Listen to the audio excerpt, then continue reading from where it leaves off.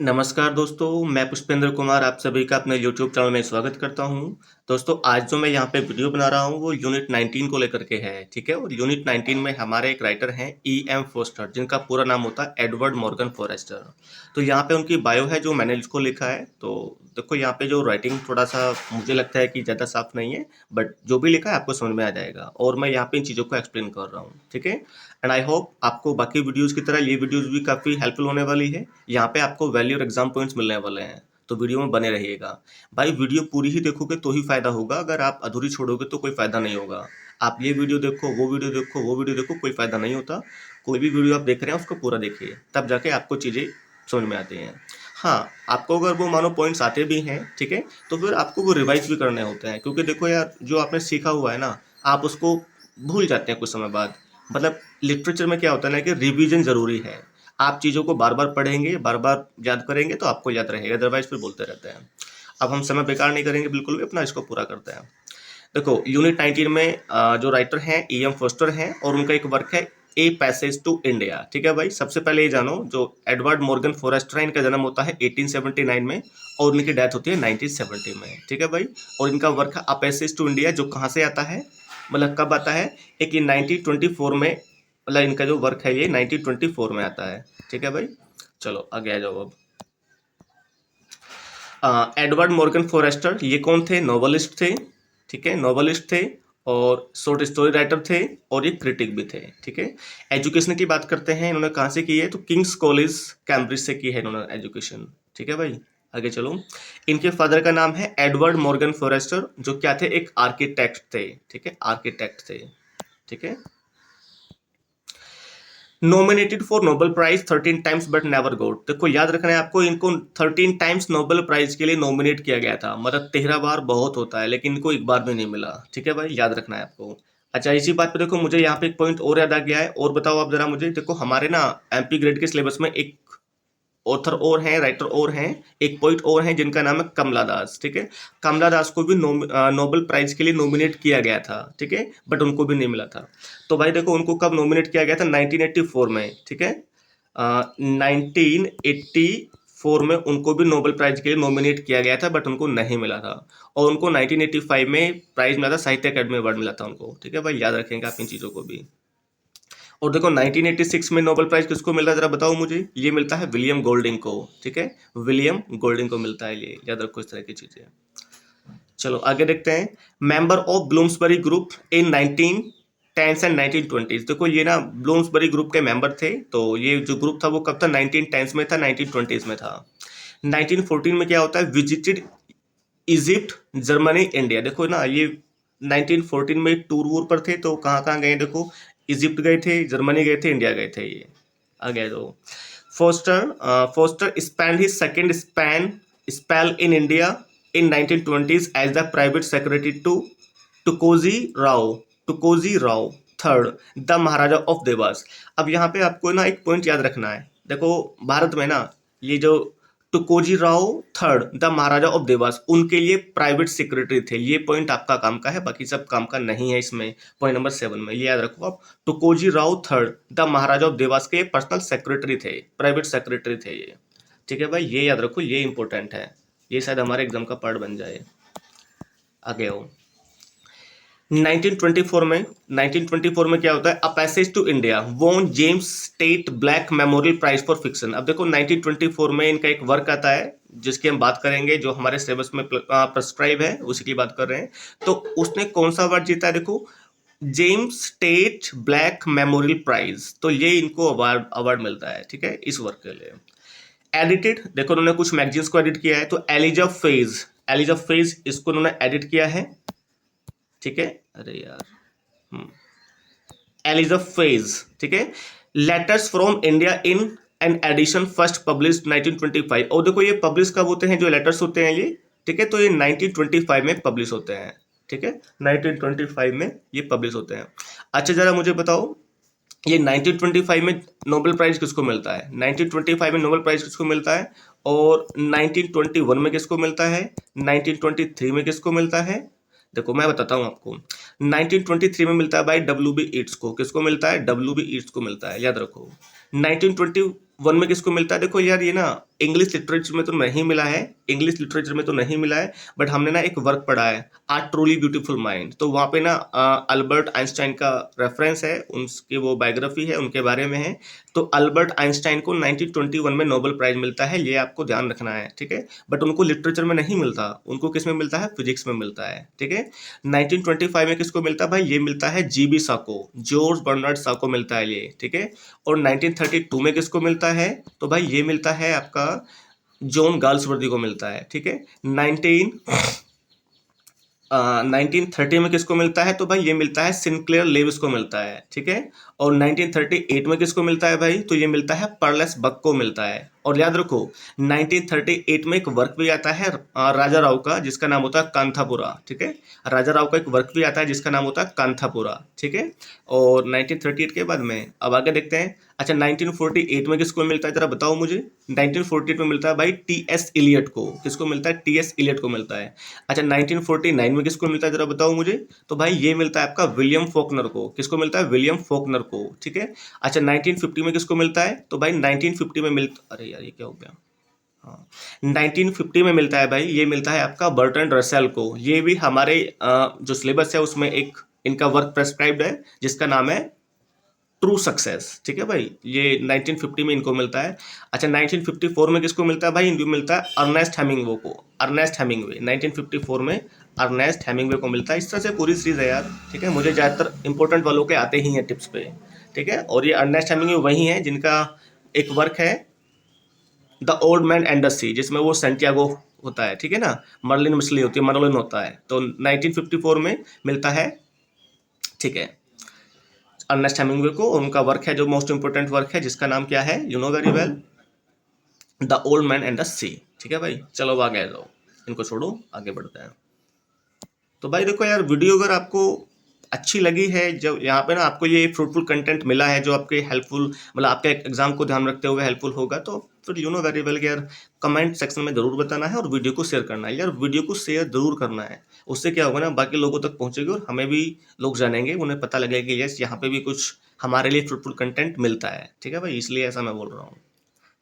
चलो भाई आगे हो। देखो ये ना मैंने कुछ यार पर्सनल नोट्स लिखे हैं, तो इसमें मैं बहुत सिलेक्टेड चीज़ें लिखता हूँ, ज़्यादा नहीं लिखता मैं, ठीक है भाई। अब आ गए हो, देखो fosters first visit in India. देखो जो ए एम फोस्टर हैं वो पहली बार भारत में कब आए? तो 1912 में आए हैं, और सेकेंड टाइम वो आते हैं 1921 में। तो याद रखेंगे भाई दोनों विजिट का, 1912 में इनके फर्स्ट विजिट है और 1921 में इनकी सेकेंड विजिट है। ये क्या थे? देखो successful broadcaster on BBC radio, ठीक है। His weekly book review during the war was commissioned in George Orwell, commissioned by George Orwell. लेकिन इनकी जो वीकली बुक होती है ना उसको कौन कमीशन करते हैं?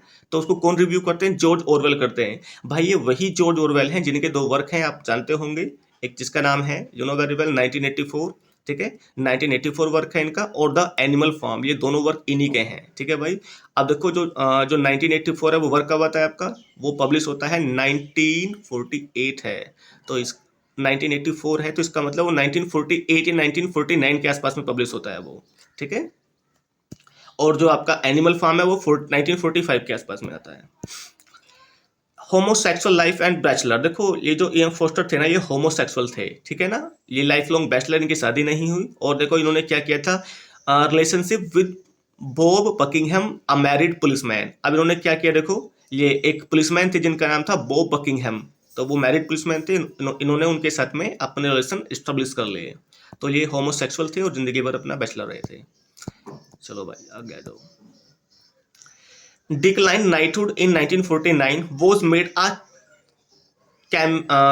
Campaign of honour. अब देखो 1949 में इन्होंने क्या किया, नाइटहुड को डिक्लाइन कर दिया, इनको एक उपाधि मिली थी नाइटहुड की, इन्होंने उसको मना कर दिया, ठीक है। And was made a companion of honour, इनको 1953 में कैंपेन ऑफ ऑनर बनाया गया, इनको कुछ सम्मान वगैरह मिला था ये।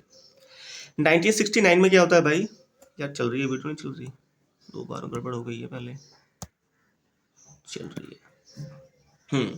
19 नहीं 19, हाँ 1969 में क्या होता है देखो, मेड अ मेंबर ऑफ ओम ऑर्डर ऑफ मेरिट। देखो 1969 में इनको यार ऑर्डर ऑफ मेरिट मिला है, ये याद रखो। अच्छा देखो यहाँ पे मैं आपसे पूछता हूँ, थॉमस हर्डे आपके एक सिलेबस में राइटर हैं, मतलब हमारे में नहीं है। थॉमस हर्डे देखेंगे, THOMAS, थॉमस हर्डे। तो ये थॉमस हर्डे कौन है भाई, मैं भी आपको बताने वाला हूँ। देखो यार ये वही थॉमस हर्डे हैं जिनको आपने सुना होगा ना, पैसिमिस्ट पोइट। पैसिमिस्ट पोइट, ये वही पैसिमिस्ट हैं यार, मतलब ये ना अपनी जो इनकी जो लाइफ है उसको ना, उसके डार्क साइड को ज्यादा देखते हैं ये। एक आपने सुना होगा मतलब पैसिमिस्टिक पोइट, ऑप्टिमिस्टिक पोइट, तो ये दो नाम चलते रहते हैं हमेशा ही ज्यादातर। तो भाई देखो ऑप्टिमिस्टिक की बात करूं ना मैं, तो ऑप्टिमिस्टिक है हमारे रॉबर्ट ब्राउनिंग, ठीक है। ऑप्टिमिस्टिक कौन है, रॉबर्ट ब्राउनिंग है। और पैसिमिस्टिक कौन है, तो भाई थॉमस हार्डी है। ये थॉमस हार्डी का देखो 1940 में जन्म होता है, और 19,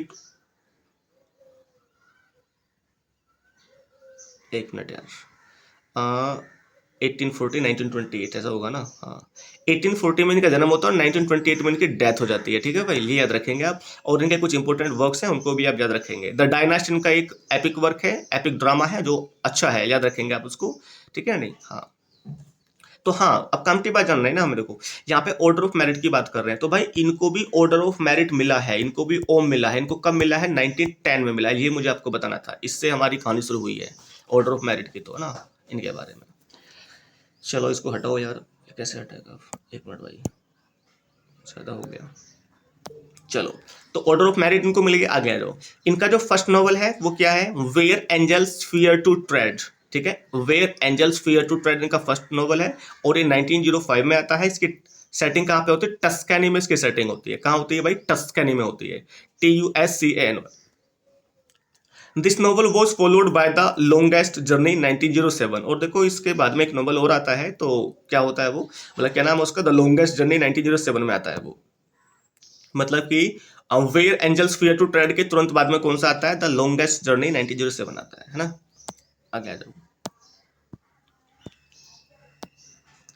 द एपिग्राफ टू हावर्ड्स एंड, देखो इनका एक वर्क है हावर्ड्स एंड, जो 1910 में आता है, ठीक है ठीक है। और इसमें एक हमारी टर्म होती है ओनली कनेक्ट, ठीक है।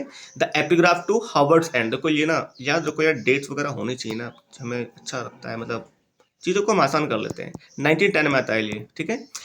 Only connect emphasises fosters humanism. अब देखो इसमें एक टर्म है ओनली कनेक्ट, याद रखेंगे। जो ओनली कनेक्ट है वो किससे कनेक्टेड है, तो भाई हावर्ड्स एंड से जुड़ी हुई है, मतलब वो उसमें देखने को मिलती है हमें। A passage to India based on Foster's own experience set against the book backdrop of India, Indian Independence Movement 1920s। अब देखो जो A Passage to India है ना, ये जो एक इनके मतलब जो AM फोस्टर हैं उनके खुद के जो अनुभव हैं उनके आधार पर ये वर्क को लिखा गया है, ठीक है। And this work is set against the backdrop of Indian independence movement 1920s। तो इसमें ना इनके खुद के अनुभव है, उनको दिखाया गया और कुछ नहीं है इसमें। मोराइस, MAURIC, मोराइस 1971 में इनका एक नॉवल आता है जो पब्लिश होता है पोस्टमसली, ठीक है। ये इनका बाद में पब्लिश होता है आफ्टर डेथ, ठीक है। Due to overt homosexual theme. अब ऐसा क्यों होता है देखो, मतलब कि इसमें ना बहुत ज़्यादा सेक्स होमोसेक्सुअल कंटेंट था, होमोसेक्सुअल थीम थी, तो इसके कारण वो इनके सामने पब्लिश नहीं होता, वो बाद में होता है। इनकी डेथ हुई थी 1970 में, 1970 में इनकी डेथ हो गई है। और सीरीज ऑफ स्ट्रोक्स, इनको ना बहुत ज़्यादा स्ट्रोक्स आए थे, तो इस कारण से इनकी डेथ हुई है। आगे आओ, द टॉम्बस्टोन ऑफ फोस्टर रेड्स। अब इनकी टॉम्बस्टोन पे कुछ लिखा हुआ है, देखते हैं क्या है वो। Only connect, only connect, only connect मैंने आपको बताया भाई किससे कनेक्टेड है, हॉवर्ड सैंड से कनेक्टेड है। और हॉवर्ड सैंड जो इनका नॉवल है वो कब आता है, 1910 में आता है, ठीक है भाई। चलो आगे जाओ, बिल्कुल पॉइंट टू पॉइंट बात कर रहे हैं, वीडियो बड़ी नहीं करेंगे, जल्दी से खत्म करते हैं। फोस्टर कोल्ड हिमसेल्फ, देखो AM फोस्टर अपने आप को क्या कहते हैं, अ प्रोफेसर ऑफ नेचर। ये अपने आप को बोलते हैं भाई ए प्रोफेसर ऑफ नेचर बोलते हैं ना, क्या बोलते हैं, प्रोफेसर ऑफ नेचर बोलते हैं। यार डायरी वायरी लेके बैठना भाई, लिख लेना जो भी इंपॉर्टेंट पॉइंट्स आपके लिए। और हाँ अगर वीडियो अच्छी हो तो यार मतलब आपके लिए फ्रूटफुल है, अच्छा कंटेंट आपको मिला है, तो भाई कमेंट सेक्शन में लिखना मत भूलिएगा, जैसे भी आपको लगे है। वीडियो को लाइक करके शेयर करके यार ये इतना काम करना है, ठीक है। अच्छा लगता है यार जब उसमें कमेंट वगैरह देखने को मिलता है, वीडियो लाइक मिलती है, या फिर उस पर सब्सक्राइबर बढ़ गए होते हैं, तो यार सबको अच्छा लगता है, हमें भी लगता है, ठीक है। और मैं आपको इस तरह से वीडियो प्रोवाइड करता रहूँगा भाई, don't worry. Forster discussed 7 aspects of novel. देखो इन्होंने क्या किया भाई, Forster discuss 7 aspects of novels, ठीक है। इन्होंने 7 एस्पेक्ट्स ऑफ नॉवल को डिस्कस किया है, ठीक है। अब देखो रोट बायोग्राफी ऑफ, इन्होंने पता है एक बायोग्राफी लिखी थी, wrote biography of his great aunt. इन्होंने अपनी चाची की मतलब अपनी आंटी की एक बायोग्राफी लिखी थी, उसका नाम क्या था, एंटाइटल थी वो, क्या नाम था उसका बायोग्राफी का, तो भाई उसका नाम था Marianne Thornton. Marianne Thornton, MARIANNE, Marianne Thornton, ठीक है, ये बायोग्राफी का नाम था। नॉवेल्स की बात करेंगे, देखो where angels fear to tread 1905 में आ गया, अभी मैंने आपको पहले ऊपर ही बता दिया। और इसको फॉलो किसने किया था, देखो द लॉन्गेस्ट जर्नी 1907 में आ गया। आ रूम विद अ व्यू 1908 में आता है। और अ पैसेज टू इंडिया, भाई ये तो सबको पता है यार, लिखो मत लिखो, 1924 में आता है। ठीक है, अ पैसेज टू इंडिया 1924 में आता है। मोराइस इनका आता है भाई, ये जो मोराइस है ये लिखा जाता है 1913 में, 1914 के आसपास में, और ये पब्लिश होता है 1917 में। अभी मैंने आपको पहले बताया कि भाई ये लेट पब्लिश क्यों हुआ है, ये पोस्टमसली पब्लिश हुआ है, यू नो वेरी वेल। क्यों हुआ है कि उसमें ना होमोसेक्सुअल थीम का बहुत ज्यादा ऑब्सेशन देखने को मिलता है, ऐसा इसलिए है। इनके डेथ के बाद में होता है, इनके डेथ कब हुई है भाई, तो 1970 में हुई है भाई, ध्यान रखो यार, 1970 में डेथ हुई है, 1971 में ये नोवेल पब्लिश होता है। होवर्ड सैंड कब आता है, देखो ये आगे वो डेट 1910 में आता है। ठीक है भाई, चलो ये भी हमने जान लिया, आगे आओ। शॉर्ट स्टोरीज की बात करते हैं इनकी, देखो the celestial omnibus and other stories, ये 1911 में आती हैं। ठीक है, और the eternal movement and other stories 1928 में है। ठीक है, और the gentleman in the parlour ये आपका a record of journey from Rangoon to Hep Hong 1931 में। देखो ये ना शॉर्ट स्टोरीज के नाम है, the gentleman in the parlour. तो इसमें क्या होता है कि a record of journey from Rangoon to Hep Hong, मतलब कि रंगून से हैपोंग तक की जो उनकी जर्नी है उसका रिकॉर्ड होगा, जो 1930 में आती है। चलो भाई आप इसको नोट कर लेना। एस्पेक्ट्स ऑफ द नॉवेल्स, ये इनका लेक्चर की सीरीज है, देखो ये इंपॉर्टेंट है, इस पे ध्यान देना आपको। ठीक है ना, एस्पेक्ट्स ऑफ द नॉवेल्स ये लेक्चर्स की सीरीज है, तो 1927 में आती है। ठीक है, द हिल ऑफ देवी, तो ये ट्रेवलॉग है। ट्रेवलॉग क्या होती है यार, आप सभी जानते हैं, जब हम ट्रेवल वगैरह कर रहे होते हैं तो उस बीच में जब हम कुछ अपना रिकॉर्ड वगैरह मेंटेन करते हैं, उन चीज़ों को लिखते हैं, तो उसे ट्रेवलॉग बोलते हैं। The hill of Devi travelogue है। An account of E M Forster's two visits in India 1912-1921। देखो द हिल ऑफ देवी ना इनका एक ट्रेवलॉग वर्क है, ये भी आपको याद रखना है। और इन्होंने भारत में 2 बार विजिट किया था, तो देखो कब कब किया है यार, यहाँ पे मेंशन है 12 में और 21 में। ठीक है, चलो मतलब 12 का मतलब 1912, 1921 है। अब देखो भाई यहाँ पे ना हमारे जो एग्जाम में जो नॉवल है उससे रिलेटेड कुछ फैक्ट्स लिखे हैं मैंने यहाँ पे, जल्दी से खत्म करते हैं यार, टाइम बहुत हो रहा है। देखो अ पैसेज टू इंडिया है 1924 में आ गया, कोई दिक्कत नहीं है। अब देखो यहाँ पे जो मैंने पॉइंट लिखे ना यार, आपको नहीं पता होंगे, आसानी से आपको देखने को नहीं मिलेंगे। ठीक है, बिल्कुल एग्जाम पॉइंट्स हैं, एग्जाम ओरिएंटेड कंटेंट है ये। देखो this novel was dedicated to Syed Ross Masood. देखो ये नॉवल है ना किसको डेडिकेट किया गया, तो देखो यार यहाँ पे सईद रोस मसूद, ठीक है, सईद रोस मसूद को ये नॉवल डेडिकेट किया गया है। Who taught and befriend of Forster, जिसने फोस्टर को पढ़ाया भी है और उनका दोस्त भी है। ठीक है, और देखो doctor Aziz is based on Masood, और जो डॉक्टर अजीज है ना वो मसूद के ऊपर ही बेस्ड है। ठीक है, आगे आ जाओ। बिगिन राइटिंग 1913, ठीक है, 1912 और 1913 में नोवेल को लिखना शुरू किया था, फर्स्ट विजिट के दौरान। ठीक है, देखो ये आपको पता है जैसे 1912 में ये भारत आए थे, तो आने के बाद में 1 साल में इन्होंने देखा वहाँ पे चीज़ों को समझा, और फिर 1913 में नोवेल लिखना शुरू कर दिया, और 1924 में तो पब्लिश हो गई होगा ये। टाइटल फ्रॉम, देखो ये टाइटल कहाँ से लिया गया है, टाइटल लिया गया है भाई वॉल्ट विटमैन का एक वर्क है लीव्स ऑफ ग्रास, तो ये टाइटल इसका वहां से लिया गया है। ठीक है, लीव्स ऑफ ग्रास वर्क है। ठीक है, किसका, वॉल्ट विटमैन का, 1870 में आता है। और हाँ एक चीज और जानो यार, एक चीज और जानो आप, पता है ये जो टाइटल है ना अ पैसेज टू इंडिया, भाई ये ना एक पोयम भी है वॉल्ट विटमैन की, ये भी याद रखो आप, वॉल्ट विटमैन की एक पोयम भी है, तो कंफ्यूज मत हो ना, पोयम भी है और ये आपका एक नोवेल भी है। देखो मेरे चैनल पे ना ऑलरेडी 2-3 वीडियो डली हुई हैं जहाँ पे ना आपके कुछ कंफ्यूजिंग टाइटल्स मैंने वहाँ पे दिए हुए हैं, आप उन वीडियोज को देखिएगा, आप बिल्कुल भी कंफ्यूज नहीं होंगे। ठीक है ना, वहाँ पे कुछ तरह के टाइटल्स हैं जो आपको कंफ्यूज कर सकते हैं, या जो सेम वर्क हैं बिल्कुल उसी टाइटल से दूसरे ने भी लिखे हैं, तो आपको वहाँ पे देखने को मिल जाएंगे। चलो आगे आ जाओ। टाइटल हो गया, novel examines the racial misunderstandings and cultural hypocrisy. ठीक है, चलो यहाँ पे इसको भी देख लिया हमने, आगे आओ। तो यहाँ पे देखो यार रेस के आधार पे ना चीज़ें यहाँ पे देखी गई, उनको देखते हैं कि यार वो ब्लैक हैं, यहाँ के जो मतलब इंडियन हैं वो ब्रिटिशर्स हैं, उन चीज़ों को देखा गया इसमें। Novel revolves around doctor Aziz. अब देखो जो नोवेल है ना इसकी जो कहानी है वो किसके चारों तरफ घूमती रहती है भाई, तो डॉक्टर अजीज के चारों तरफ घूमती रहती है। जो डॉक्टर अजीज कौन है भाई, ये एक फिजिशियन है। कौन है, एक फिजिशियन है ये। ईको बिगेन्स इन माराबार केव्स, देखो माराबार केव्स का वहाँ पे डिस्क्रिप्शन दिया हुआ है, तो वहाँ पे इको वगैरह आती है। तो first Mrs Moore then Adela, Adela Quested इनका पूरा नाम है। First Mrs Moore then Adela hear the echo sound, boom, boom की आवाज होती है वो ना। Doctor Aziz is accused of rape to Adela Quested in Marabar caves. अब देखो डॉक्टर अजीज पर ना एक चार्ज लगाया जाता है, तो अडेला क्वेस्टेड उन पर चार्ज लगाती है, क्या कहती हैं कि इन्होंने मुझे, मतलब इन्होंने ही ट्राई टू रेप, है ना, ठीक है। तो रेप का इन पे चार्ज लगता है मारावार केव्स में। Boulder known as the boulder known as the Kawa Dol in Marabar caves. देखो मारावार केव्स में ना कुछ बाउल्डर वगैरह होता होगा, मुझे ठीक से पता नहीं इसके बारे में, बट हाँ जो एग्जाम पॉइंट है मैंने उसको पकड़ लिया है, वो ये है बाउल्डर को किस नाम से जाना जाता है, तो भाई उसको बोलेंगे कावाडोल, KAW, एक कावाडोल। ये मैंने एग्जाम पॉइंट के रूप में इसको रख लिया है। अब ये क्या होता है I do not know, I think बैठने की जगह होगी, लाइक दैट कुछ होगा। अजीज फ्रेंड, अजीज के दोस्त हैं मिस्टर सैरल फील्डिंग, टीचर हैं, हेल्प्स टू डिफेंड मिस्टर अजीज। अब देखो अजीज के दोस्त हैं सैरल फील्डिंग, वो एक टीचर भी हैं और अजीज के दोस्त भी हैं, ठीक है, और वो अजीज को डिफेंड करते हैं, ठीक है। चलो आगे आओ।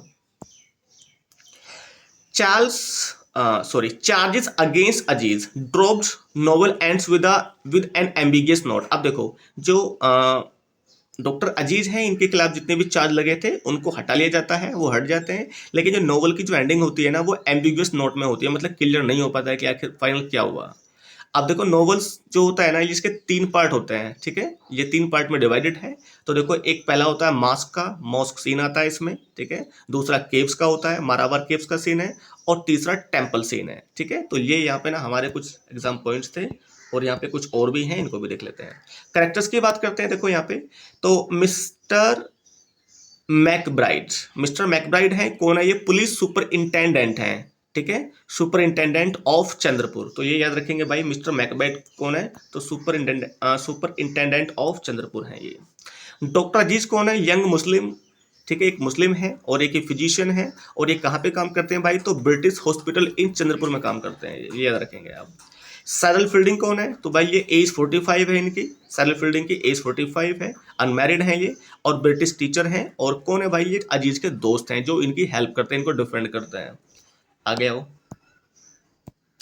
अडेला क्वेस्टेड, अडेला क्वेस्टेड, ठीक है, तो ये ब्रिटिश स्कूल मिस्ट्रेस हैं ये, ठीक है। अडेला क्वेस्टेड कौन है, ब्रिटिश स्कूल मिस्ट्रेस हैं, और ये भारत आती हैं, भारत विजिट करती हैं with an intention to marrying Ronny Heaslop. ये रोनी हेस्लॉप से शादी करने के मकसद से भारत आते हैं ये। मिसिज मूर कौन है, ये रोनी हेस्लॉप्स मदर हैं। मिसिज मूर कौन है, ये रोनी हेस्लॉप्स की मम्मी हैं, उनकी मदर हैं। Visits India to see her son marriage, मतलब वहां पे ना वो भारत आते हैं कि वो अपने बेटे की शादी में शामिल होंगे, उनकी शादी को देखेंगे। चलो नंबर 6 पे आओ। रोनी हेस्लॉप कौन है, ये मजिस्ट्रेट ऑफ चंद्रपुर है। देखो यार रोनी हेस्लॉप मजिस्ट्रेट ऑफ चंद्रपुर है, और जो ऊपर हमारा एक करेक्टर आया है जिसका नाम है ये मिस्टर मैकब्राइड, तो ये हमारे पुलिस सुपरिंटेंडेंट ऑफ चंद्रपुर हैं, दोनों को याद रखेंगे आप। आगे आइएगा। ठीक है, ये हो गया। एक मिनट, इसको दोबारा पढ़ना पड़ेगा। रोनी हेस्लॉप कौन है, ये मजिस्ट्रेट ऑफ चंद्रपुर हैं। अभी इनके बारे में कुछ और जानकारी है, उसको पढ़ेंगे। Break his engagement to Adela after accusation against doctor Aziz. अब देखो रोनी हेस्लॉप ना उनसे अपनी जो एंगेजमेंट है उसको तोड़ देता है अडेला के साथ में, क्योंकि उन्होंने जो अजीज पर जो चार्ज वगैरह लगाए थे उसको ध्यान में रखते हुए वो अपनी शादी तोड़ देता है, अपनी एंगेजमेंट को तोड़ देता है। अब देखो यहाँ पे देखो प्रोफेसर नारायण गोडबोले, एक यहाँ पे प्रोफेसर हैं, प्रोफेसर नारायण गोडबोले, ये कौन है, एक कोर्टियस ब्राह्मण है ये, ठीक है। आगे देखो अमृत राव, एक नया कैरेक्टर इसमें और है, अमृत राव। अमृत राव कौन है भाई, एन इंडियन लॉयर है ये, इंडियन लॉयर है ये, फ्रॉम कोलकाता। ये डिफेंड अजीज, और ये अजीज को डिफेंड करते हैं, ठीक है। LAWYER, स्पेलिंग गलत लिखी है यहाँ पे, ठीक है। तो याद रखेंगे भाई इनको आप। तो ये था एपीएसएस टू इंडिया के बारे में और एम फोस्टर की बायोग्राफी के बारे में। सो आई होप ये वीडियो आपके लिए काफ़ी हेल्पफुल रही होगी। और भाई देखो अगर वीडियो आपके लिए हेल्पफुल है तो you know very well, comment section आपके लिए हमेशा खुला है, ठीक है। वीडियो का लाइक बटन भी आपके सामने है, सब्सक्राइब का भी आपके सामने ही है। तो भाई और हाँ, शेयर करना मत भूलिएगा भाई इसको। चलो इसके बारे में कोई नया कुछ और लेकर के आऊँगा आपके लिए जो आपके MP ग्रेड एग्जाम से रिलेटेड होगा। चलो thank you and have a nice day.